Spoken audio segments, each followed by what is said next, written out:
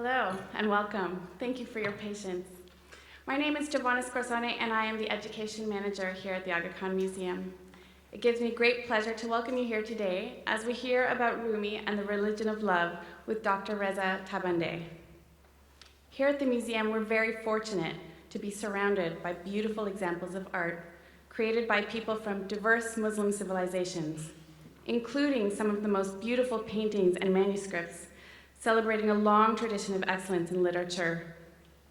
While we look at the influence of Islam on the material culture of diverse places over time, it's important to remember that art includes language and poetry.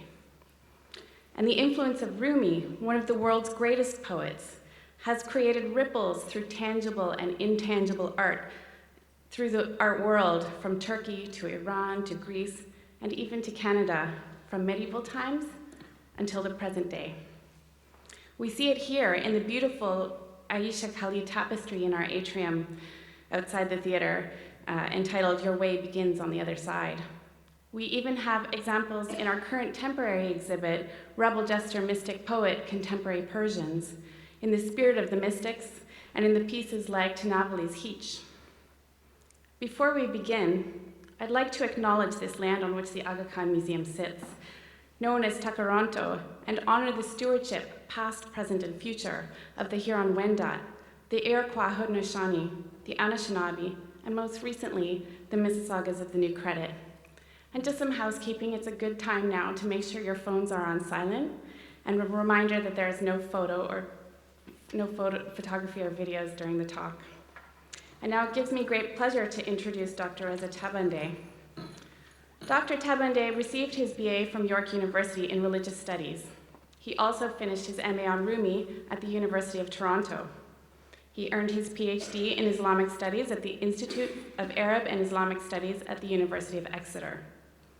His doctoral work was on the revival of Ni'matullahi Sufism in Persia, with a focus on the second generation of Ni'matullahi masters during the period following the return of the order to Persia from India in 1776 CE. He has been a guest lecturer at Brock University, the University of Toronto, and York University in Canada, lecturing on subjects related to contemporary Shiite Sufism in Iran. He has also been a visiting lecturer at the University of Bradford, UK, on issues related to cultural influences of Islamic states of Iran, Lebanon, and Palestine. His postdoctoral research at the University of Toronto was about the love of people of the house, meaning the household of the Prophet, and its philosophy and beliefs practiced by Sufi masters during the 12th to 15th centuries. He is currently a lecturer on Islam and Sufism at the University of Toronto. Please join me in welcoming Dr. Reza Tabandeh to the podium.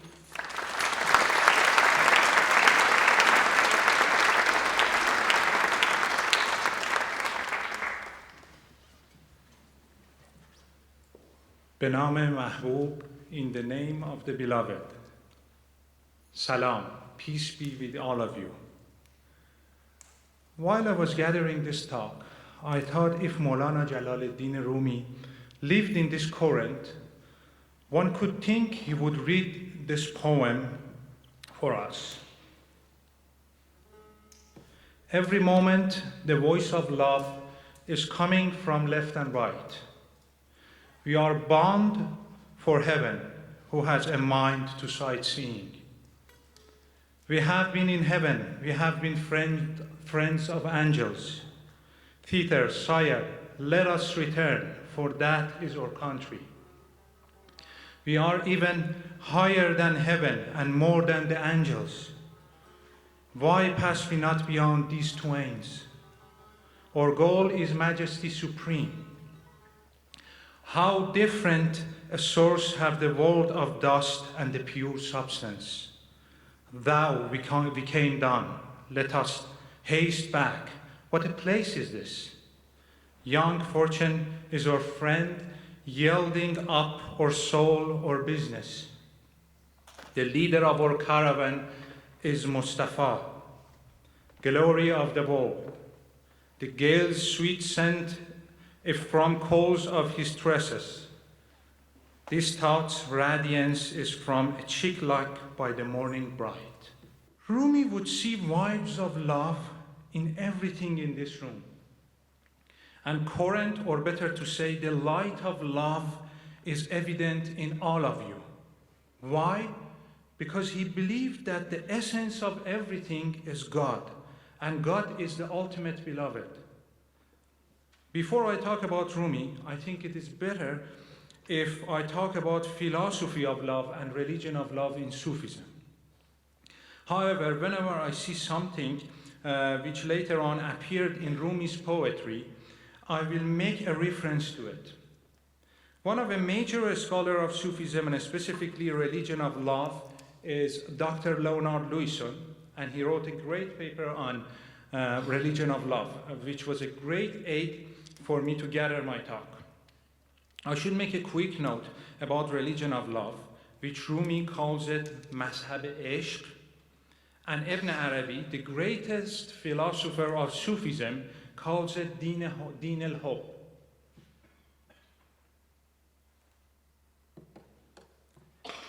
It is foundational in the history of Sufism, but it doesn't mean that it is a different religion from Islam.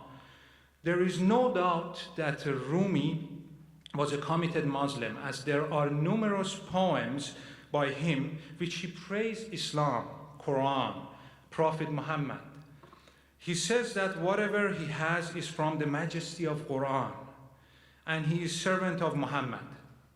There is a divine saying to the Prophet Muhammad which says, "But before thee, I would not have created the heavens." This hadith was uttered from God to the Prophet while he was in the nocturnal journey Mi'raj.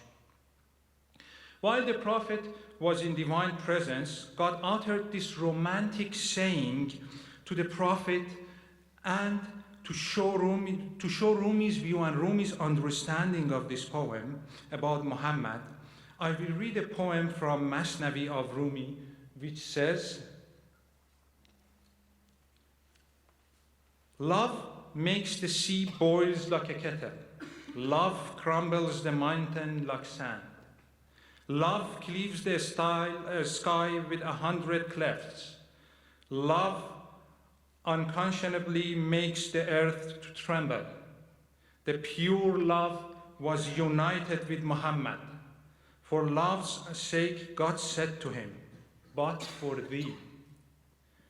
Since he alone was the ultimate goal in love, therefore God singled him out of the other prophets, saying, 'Had it not been for pure love's sake, how should I have bestowed an existence on the heaven? I have raised up the lofty celestial spheres that thou mayst apprehend the sublimity of love.'" In here, Rumi clearly shows his faith in the Prophet Muhammad, and he portrayed this romantic scene through his poetry, which is extremely beautiful. And in here, God is a lover too, so it's a mutual relationship, as I will explain later on. From the early time in Persian literature, we see references to the religion of love, either as Din Ishq or Mazhab Ishq, represented as the core of each religion and the only true faith.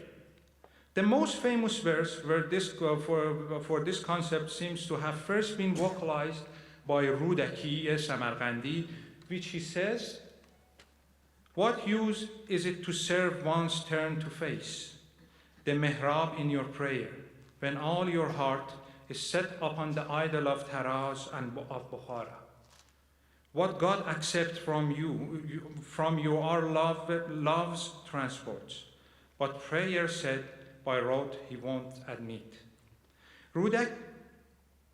Rudaki's contemporary Mansur Hallaj, known as Martyr of Divine Love because he was executed, uttered that he is follower of the religion of love. And later on, one of his followers, Ainul Ghuzat Hamedani, alluded to the religion of love in his treatise called Tamhidat. He says, "The lovers follow the religion and the community of God.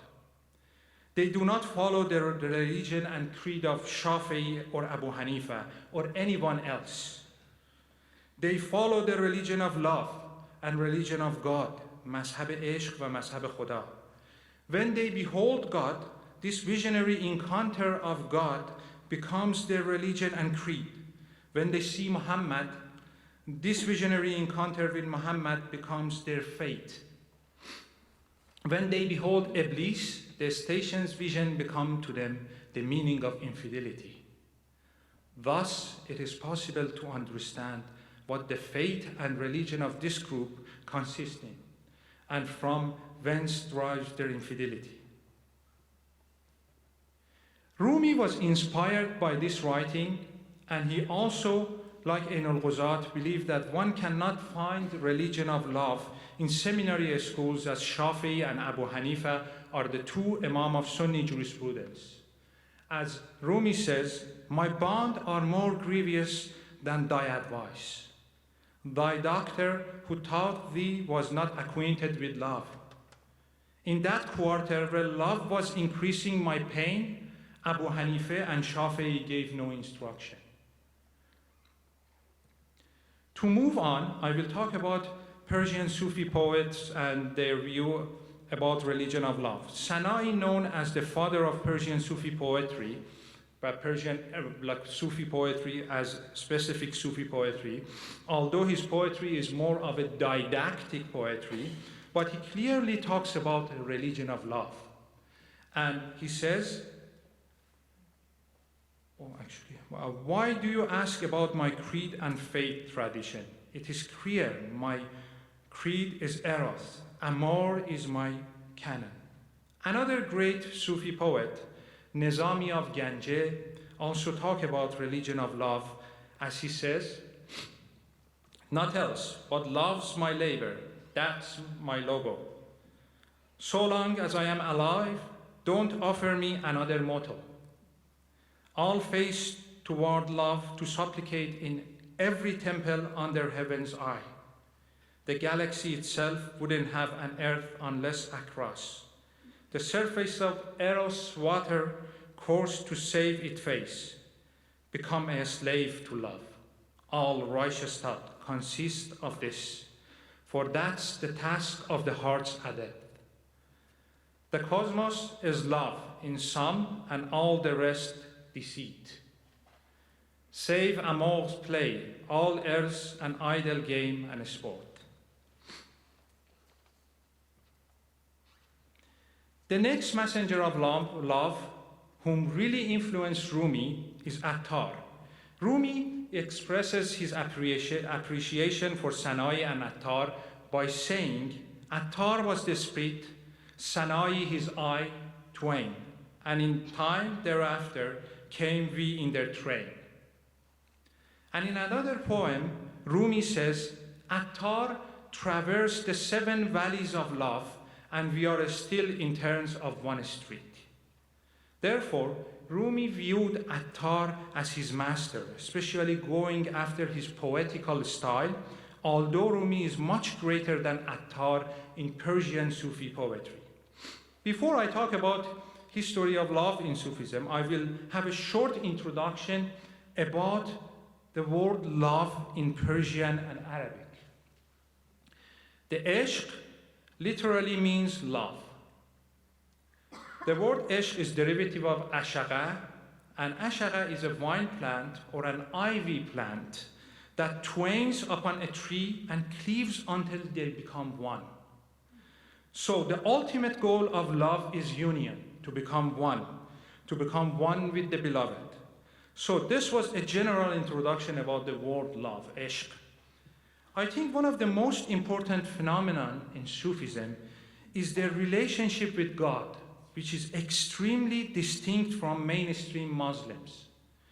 In general, Muslims believe that they have master-slave relationship with God, whereas in Sufism, they put more emphasis on love relationship with the beloved God. Sufis are those lovers seeking union with their beloved God. In Quran, there is a reference to a pre-eternal covenant, misaq, where God asked the yet uncreated souls of human, "Am I not your Lord?" And then the souls in a pre-creational state replied, yes. Thus accepted him as their Lord. One can say the romance of Sufism, or this erotic religion, kind of developed out of this verse. Ruzbahan Baghli, who is a major philosopher of religion of love, commented on this verse and said, the spirits of the prophets and saints became intoxicated from the influence of hearing the divine speech and seeing the beauty of majesty. They fell in love with the eternal beloved, with no trace of temporality. Almost from the first generation of Sufis in the 2nd century of Muslim era, we have Sufis talking about God's passionate love. Rabi'a of Basra figures as a founder of early Sufi doctrine of love. In Memorial of Friends of God, Attar narrates, they asked her about love. She said, love can come down from eternity and passed over to eternity. It found no one in 18,000 worlds to take a single drink of it. It arrived at last to the real, and of him this expression remained. He loves them and they love him. They said, do you see the one you worship? She said, if I did not see, I wouldn't worship. Before I continue my talk about Rabi'a, I would like to make some quick note about the above mentioned story or utterance of Rabi'a. Rabi'a says, love come down from eternity and passed over to eternity, which is referring to Azal and Abad in Persian. And Rumi uses exact same phrase, and he says, love resides not in science and learning scrolls and pages. Whatever man chatters about, that way is not lover's way. Know that the branch of love is in pre-eternity, and its root is in post-eternity. This tree rests not upon heaven and earth, upon legs. Rumi refers to exact term of Azal wa Abad, so I just thought maybe it is good idea to talk about this while I talk about Rabi'a. Also the part which Rabi'a says, he loves them and they love him, it is a reference to chapter 5, verse 54 of Quran. This verse is extremely important for foundation of religion of love. As another Sufi theorist, Ahmad Ghazali, as Lewison indicates, Ghazali would compare God's love for mankind to a seed sown in pre-eternity, sprouting up in the tree of they love him. There is only one love that pervades the heart of man, according to Ghazali. For all love is ultimately spiritual, all love ultimately originating in the spirit's court, which is referring to the primordial covenant. She is great champion, Rabi'a is the great champion of selfless love toward God instead of worshiping God in hope of reward. One day, some friend of God saw Rabi'a running along with fire in one hand and water in the other. And they asked, Lady of the next world, where are you going and what does this mean? Rabi'a replied, I am going to burn paradise and dose hellfire, so that both veils may be lifted from those on the quest and they will become sincere of purpose. God's servants will learn to see him without hope for reward or fear of punishment. As it is now, if you took away hope for reward and fear of punishment, no one would worship or obey. Therefore, love will be filled, each Sufi will be filled with love of the beloved, and there won't be any place for hope or to loving other or to hate anything else. As once they asked her, do you hate Satan? She said, out of love of the compassionate, I have no occasion for hatred toward Satan. I saw the Prophet in a dream. He said, Rabi'a, do you love me? And I said, O Prophet of God, who is there that does not love you? But love of the real has so pervaded me that there is no place in my heart for love or hatred of another. So, in here, Rabi'a clearly shows that everything other than the ultimate love is barrier in the path of love. And her heritage as the originator of Sufi love continued through her predecessors as a great master of love union. Bayazid Bastami, another great master, says, if the 8 paradises were revealed to me in my heart, and the dominion of both the worlds and all their environs were given to me, I still would not wish them in place a single sigh that rises at morning, tied from the depth of my soul, recalling my yearning for him. It is during this era that Sufis started talking about concept of annihilation, fana, which, as I already explained, it is the ultimate goal for a lover is to be annihilated, to be united in divine, in beloved, and to be in a state of union. When one is in the state of union, then he or she will realize nothing of all surrounding other than God. As again, Abu Yazid says, I came upon the domain of nothingness. For 10 years I continued flying in it until I arrived from nothing in nothing, through nothing. Then I came upon perdition, which is domain of oneness. I continued to fly through nothing in perdition until I was lost in the lost being lost. I was lost to the extent that I was lost from perdition in nothing, and nothing in the loss of perdition. Then I came upon oneness in vanishing of creatures from the nowhere, and the vanishing of the nowhere from creatures. Later on, many Sufis like Junaid Baghdadi and many others talked about the concept of fana and baqa, meaning being annihilated in the divine, which is the ultimate goal of Sufis. And in that state, they have access to gnosis, which they call it ma'rifah. The great Sufi philosopher Muhyiddin ibn Arabi founded a mystical philosophy which was later on called philosophy of unity of being. Abdullah Muhammad ibn Ali ibn Arabi was born in Murcia, which is a city in Spain.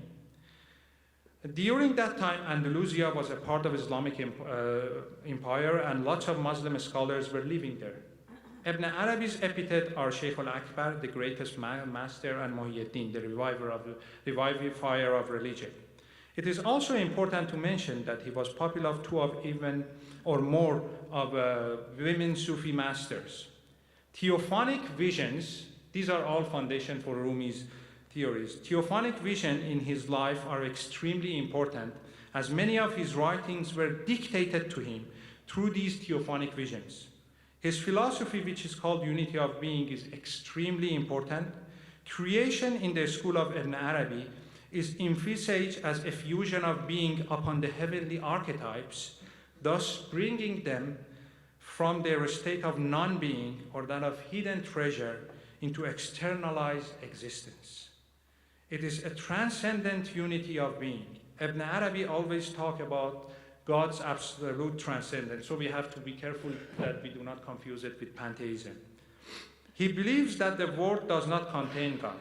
He believes that the universe is not completely separated from God, and it is mysteriously plunged in God. The whole world becomes manifestation or theophanies of divine attributes. The universe is the theophany of divine, which is renewed at every moment without being repeated identically, for the Sufis say that there is no repetition in theophany. The concept of philosophy of Mohammedan light, which is in both Rumi and Ibn Arabi, is extremely important in his school. The first manifestation from God, which is the most proximate one, is the manifestation of divine names or attributes. And these are all in unity, and they are luminous, the most luminous being. This luminosity is the first creation, which is called the act of God or shadow of God, and the most important name is Mohammedan light, Nur Muhammadi. This light is the core and the most inner meaning of religion, which is prophethood and sainthood.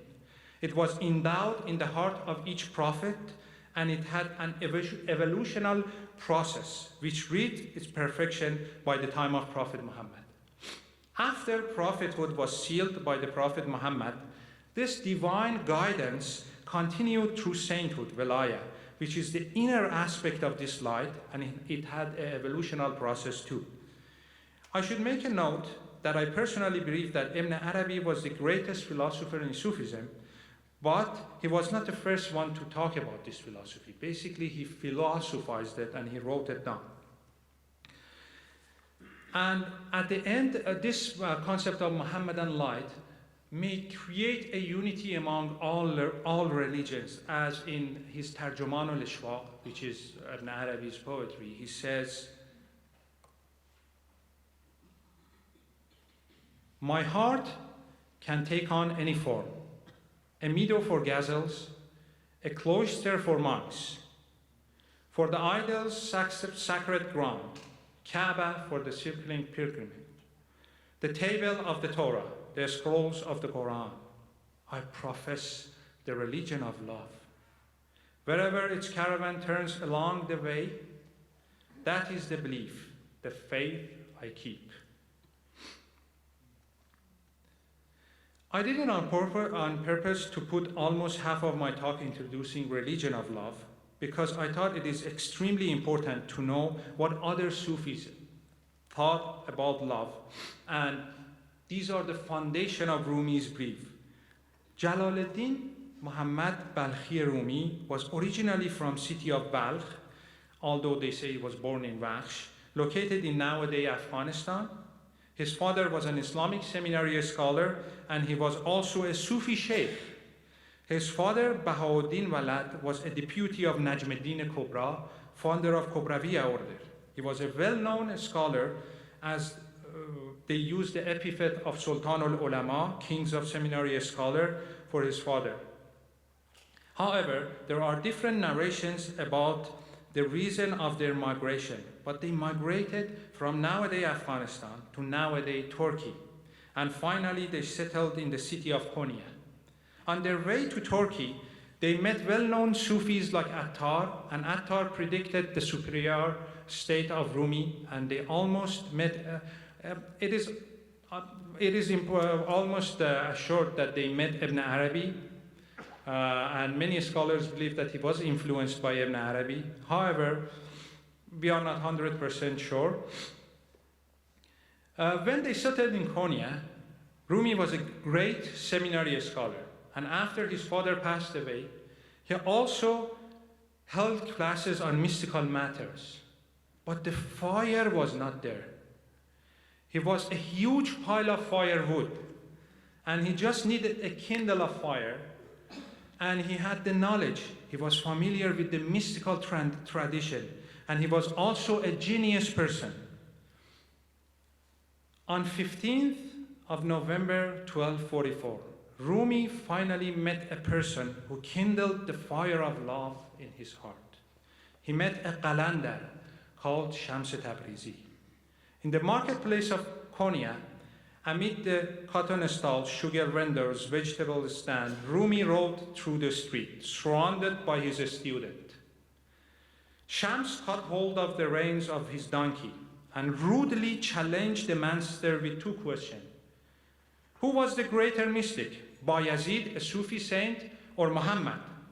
Shams demanded. What a strange question. Muhammad is greater than all saints, Rumi replied. So why it is then that Muhammad said to God, I didn't know you as I should have, while Bayazid proclaimed, glory be to me, how exalted is my glory. That is, he claimed the station of God himself. So this is one of the narration of their first encounter.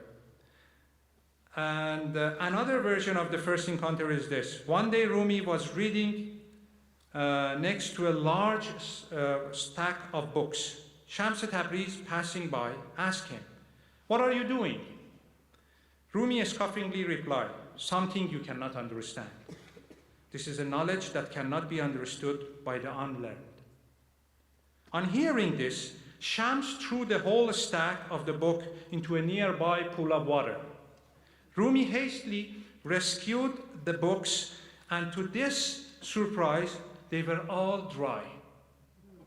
Rumi then asked Shams, "What is this?" To which Shams replied, "Maulana, this is what you do not understand and what you cannot understand. This is the knowledge that cannot be understood by learned." Maulana fell in love with his master Shams and gave up everything in this love. As he says, "Modest was I and chaste, thou madest me to sing, eager the wine to taste, foremost in reveling. In sober dignity on my mat I would sit and pray.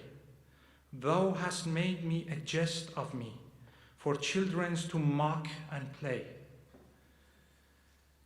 He was in extreme love with Shams, which caused extremely jealousy of his pupils, and they started harassing Shams. Shams left Konya, and Rumi started to lament in separation of his beloved master. He did not even come out of his room. His son Sultan Malad was able to find Shams, and these two lovers were united again. But again, those whom were jealous of Shams started to harass him again, and this time either Shams was killed by those people of Rumi, or he left forever. Rumi lamented a lot in separation of his beloved master, and there are lots of poetries of him in lamentation or separation from Shams. But finally, he realized, and he says, "Why should I seek? I am the same as he. His essence speaks through me. I have been looking for myself." This time, he returned to the school, but not as a seminarian, but as an enlightened master who is filled with love. As an enlightened master who realized that the greatest separation is our separation from the beloved God. And we are all separated from our spiritual divine origin. His magnum opus is Masnavi, and it started with the story of the reed. The reed flute is an allegory for human beings as states. Listen to this reed, how it complains. It is telling a tale of separation, saying, "Ever since I was parted from the reed bed, man and woman have moaned in union with my lament. I want a bosom turned by severance, that I may unfold to such a one the pain of love desire. Everyone who is left far from his source wishes back the time when he was united with it. O son, burst thy chain and be free. How long wilt thou be bondsome to silver and gold? He alone, whose garment is rent by a mighty love, is purged entirely of covetous and defect. Hail, O sweet-thoughted love, thou that art the physician of all our ills, the remedy of our pride and vainglory, our Plato and our Galen. Through love, the earthly body soared to the skies. The mountain began to dance and became nimble. Love inspired Mount Sinai, O lover, so that Sinai was made drunken and Moses fell in swoon. The beloved is all, and the lover but a veil. The beloved is living, and the lover a dead thing. In here, you can feel the pain of separation, the pain of being away from the beloved. Rumi believes that it is tragic to be away from the beloved, and one needs to return because we have been parted from our source. The Persian and Turkish reed has a sad sound, which reminds him of lamentation of separation. But also, I should say that it is not the reed that this sound is coming from. It is the breath from the reed player that creates this sound. Therefore, human body is like a vehicle that creates these sounds of lamentation from this separation. But the breath is from the ultimate beloved God, which is referring to a verse 72 of the chapter of Sad in Quran, which says, "Breathed in him of my spirit." Therefore, God has breathed his own divine spirit into human beings. Since by the grace of God, the divine spirit was breathed into me, I am the breath of God, which is kept apart from the windpipe of the body, to the end that the sound of his breathing should not fall in this direction, and that spiritual pearl should escape from the narrow bodily shell. So Rumi is propagating a path to be free from this material world and being immersed in the sea of divinity or love. Therefore, one needs to learn it through religion of love, which is in a higher state than those exoteric sciences of religion taught in Islamic seminary schools. And he is highly critical of those Sharia-minded scholars of religion just focusing on the esoteric aspect of religion and ignored the esoteric part, which is the truth of religion.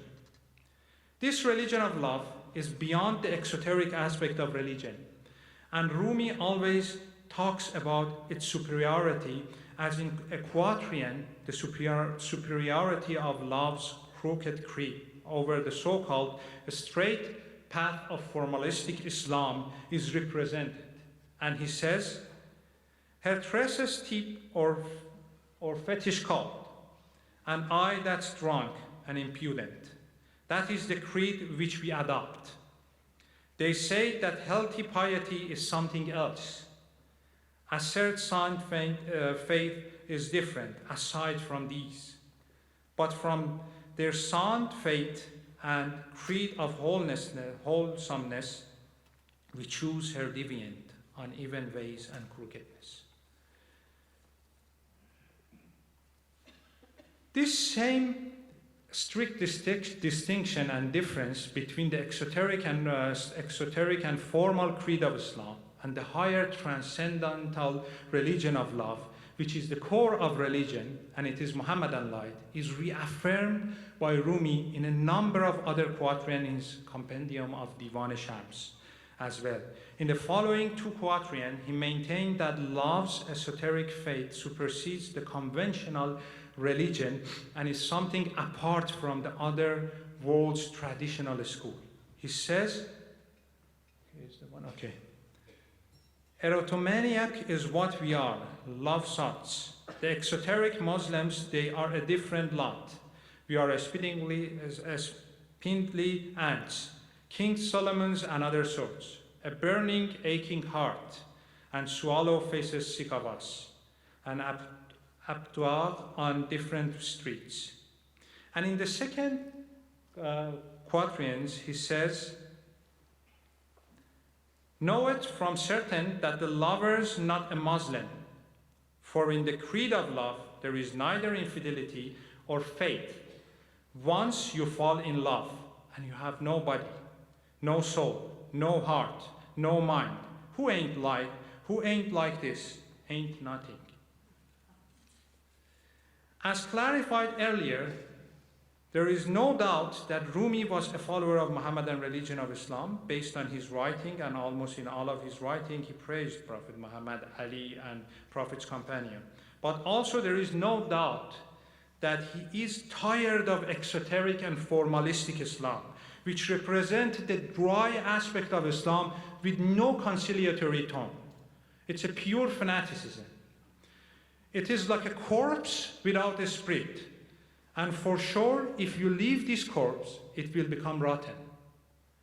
Rumi was upset and sad because he didn't want this ugly representation of his faith. Before I wrap up, I would like to make a couple of points. The above mentioned quatrain is extremely important that Sufis like Ibn Arabi, Sheikh Mahmud Shabastari and Rumi reached a state which they see a unity in all religions. Although they believe in Muhammad as the perfect human being who perfected this reality, as Rumi says, God's message are always sweet and pure, because throughout they always will endow. All rulers' glories and their sermons' praise must pass, but not the prophet's perfect ways. Will pomp of kings come from their own desires? By God, the prophets are admitted higher. The names of kings are scraped off coins in days, but Ahmad's name, which is another name of the prophet, but Ahmad's name no coiner can erase. His name contains the whole prophetic line, the way that 10 includes 1 through 9. However, if one is aware of this reality of religion, which is believing in unity of being, that everything is emanation or manifestation of love, and all religion consists of Muhammadan light, then one can see the unity among these diversities. And their creed is unity in a universalistic sense. As Rumi says about in his magnum opus Masnavi that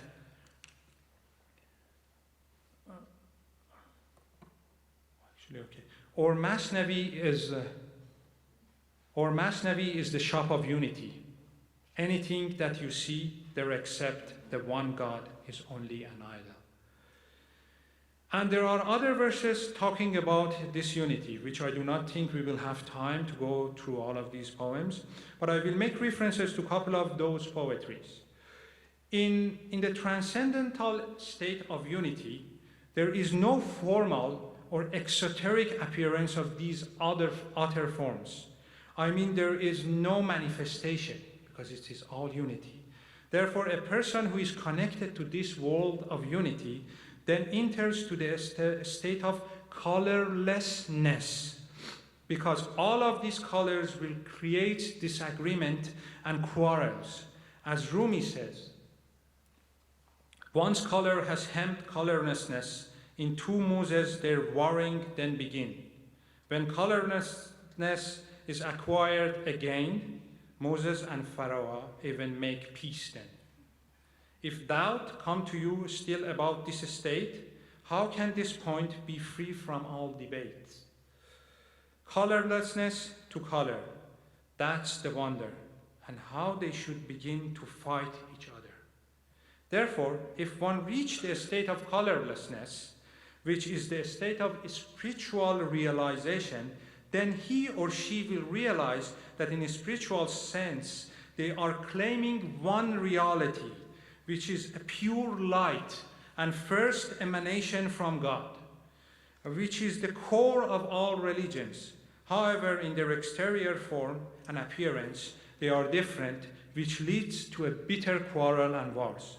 But even if one has access to this inner reality of religion, then these exoteric appearances of these religions won't make any quarrels or disagreement, because he or she sees it through the eye of unity. As Rumi states,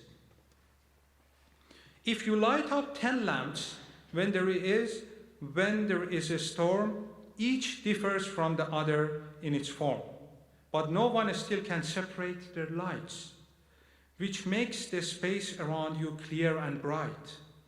You now see countless apples in the cart, but once they are crushed, you can't tell them apart. The spiritual realm has no plurality, division and individuality.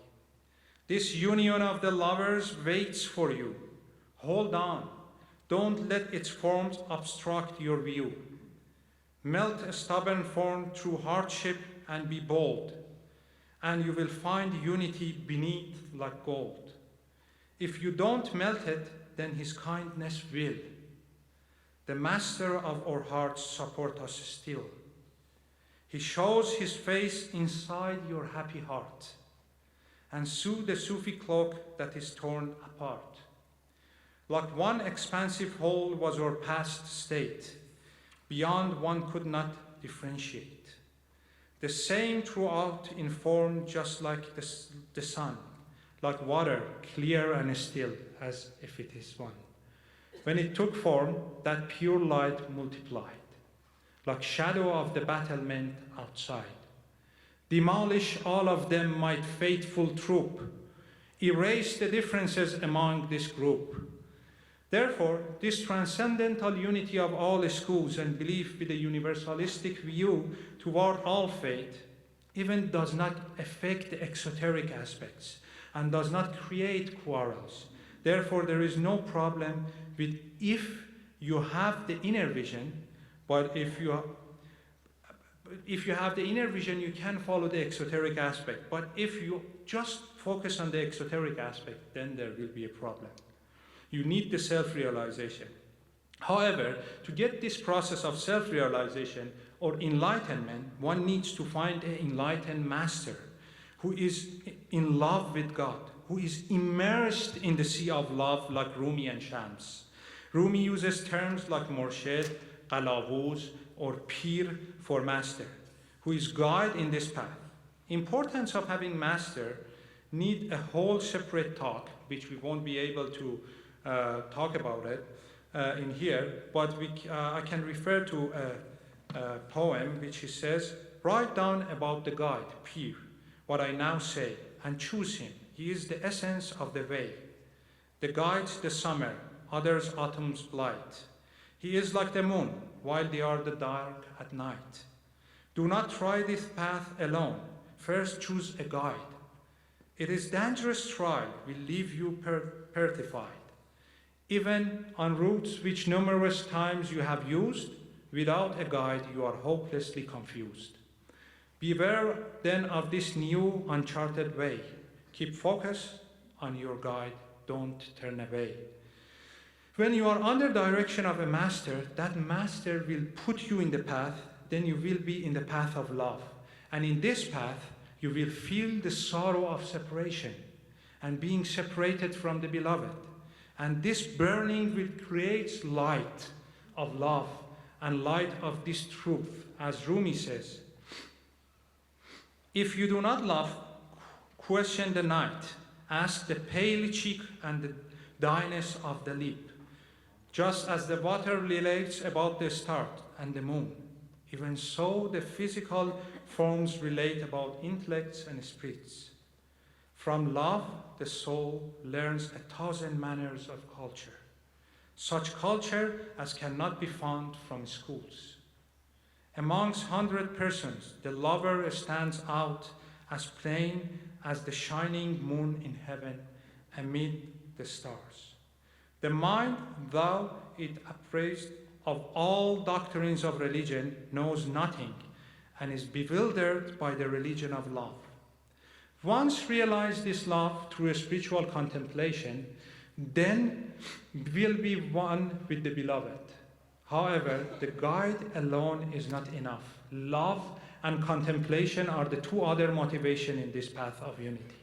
The guide will be the perfect manifestation of love for you, and he will guide you to the ultimate love. That is why in many of Rumi's poems, he plays with the words, like Shams, means sun in Arabic, which is the name of his master. But sometimes he uses it as a spiritual Shams, as a spiritual sun, which is used for God.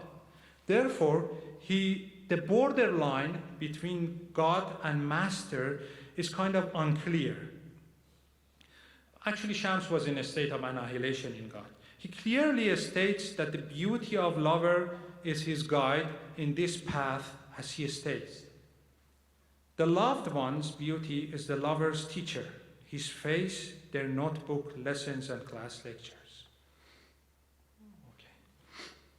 So, once you are connected in this path of love through the beauties of the beloved, you are also connected to a universal intellect, aql kol, which you need to meditate to realize your inner reality, your inner divinity, which was breathed into you by God. There is a reality, there is a really nice story in Masnavi of Rumi which explains this unity and this reality, which again, Rumi says, no, this, I think